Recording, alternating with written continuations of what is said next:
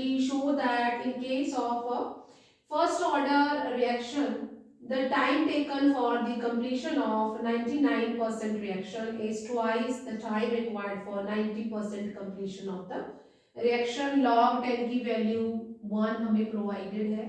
And what we have to do here, this question is from the unit chemical kinetics. First order के लिए we are relating the rate constant with the time and with the initial concentration and the concentration after t time passed. And what is the relation for first order reaction? For first order reaction, first order reaction के लिए हमारे पास एक relation है, that is कि rate constant equal to 2.303 by time and log initial concentration of the reactant divided by the concentration of the reactant after time t passed. ये first order reaction की, क्योंकि unit में हमें zero order, first order और second order, pseudo first order reaction दिए हुए हैं. तो फर्स्ट ऑर्डर रिएक्शन के लिए हम इस तरह से रेट कांस्टेंट को कंसंट्रेशन और टाइम के साथ रिलेट करते हैं. नाउ दो कंडीशंस दी हुई हैं. The first condition is 99% use हो चुका है एंड सेकेंड इज 90%. सो हम फर्स्ट कंडीशन लेते हैं फॉर 99% यूज्ड कंसंट्रेशन. तो 99 कंसंट्रेशन जो है वो यूज हो चुकी है रिएक्टेंट की.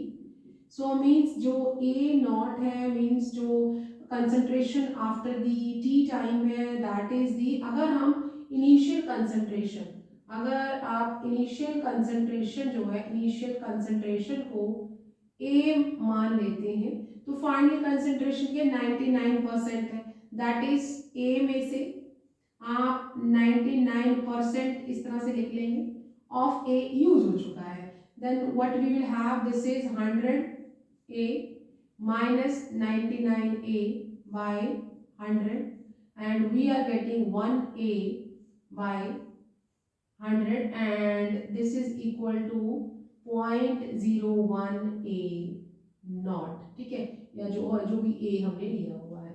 तो यहाँ पे क्या हो जाएगा, इस तरह से हम, ये इनिशियल कंसंट्रेशन है और ये फाइनल कंसंट्रेशन है, तो आप इसे a नॉट अगर लिखते हैं तो इसे भी a नॉट और a नॉट सभी वर्ड लगा लेते हैं हम लोग. ये हमारी इनिशियल कंसंट्रेशन थी आफ्टर टाइम t99. तो एट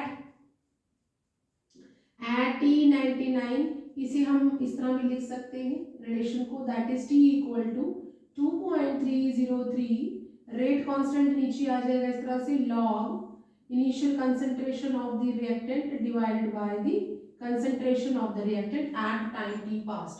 तो t को इस तरह भी लिखा जा सकता है. तो at t99 what will happen, क्या रिलेशन हो जाएगा, दैट इज इक्वल टू, यहाँ हम अलग से इसको लिख लेते हैं, t99 इक्वल टू 2.303 बाय के log initial concentration A not है एंड जो अभी आई है that is 0.01 A not.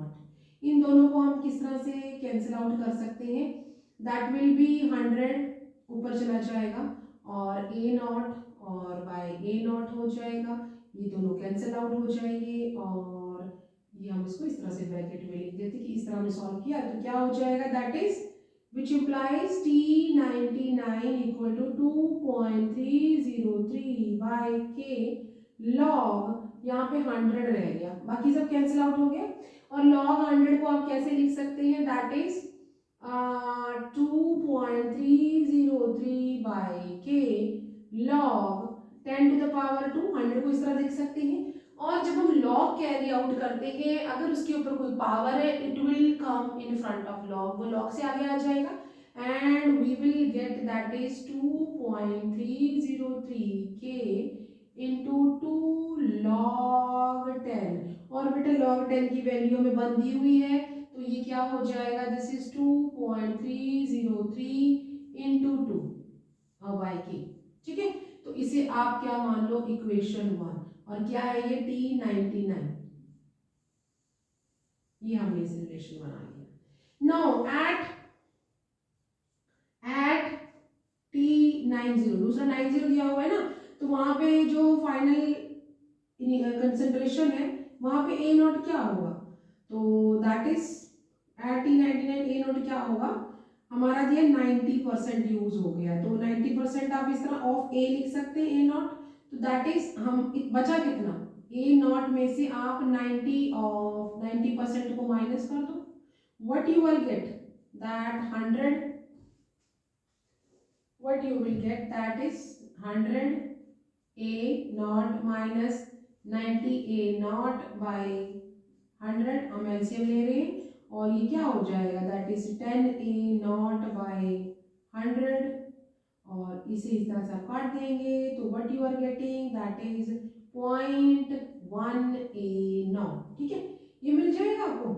Okay, सो अब हम इसके लिए जो रिलेशन है एट T90 क्या हो जाएगा, दैट इज सेम रिलेशन हम यहाँ लिखना है, दैट इज 2.303 बाय के लॉग इनिशियल कंसेंट्रेशन तो आपके पास ए नॉट था और फाइनल कंसेंट्रेशन क्या आया दैट इज 0.1 ए नॉट, तो यहाँ से अगर आप इसे कट करते हैं तो यहाँ 10 हो जाएगा और ये बाकी का कैंसिल आउट हो जाएगा, तो what you are getting that is 2.303 by k ऊपर क्या आ जाएगा log 10 रह जाएगा, और बेटा अभी log 10 की वैल्यू दी हुई है, log 10 क्या है 1 है, तो क्या हो जाएगा this is which implies T90 क्या हो जाएगा दैट इज 2.303 बाय के एंड log 1 है तो 1 से मल्टीप्लाई कर, log 10 है 1 है तो 1 से मल्टीप्लाई करो, अब इसे हम ना इक्वेशन 2 बना लेते हैं।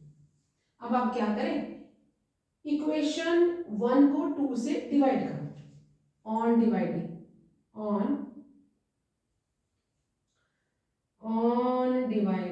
हम डिवाइड करने जा रहे हैं, on dividing equation 1 by equation 2 से डिवाइड कर लो, क्या मिलेगा हमें, what we will get that is T99 by T90, इसको इससे डिवाइड कर लिया और इसके पास क्या है दैट इज 2.303 बाय के मल्टीप्लाई विथ 2, और किससे डिवाइड कर रहे हो आप, ये भी सेम है 2303 बाय के इंटू 1, तो ये तो कैंसिल आउट हो जाएगा, अब क्या रह गया हमारे पास that T99 by T90 equal to 2, और ले लो क्रॉस मल्टीप्लाई करो इसको, अगर हम क्रॉस मल्टीप्लाई कर दें तो what we will get T99 equal to 2 into T90, so this is what we are getting, so यहाँ पे हमने प्रूफ कर दिया है, we have to prove that the time taken to complete the 99% reaction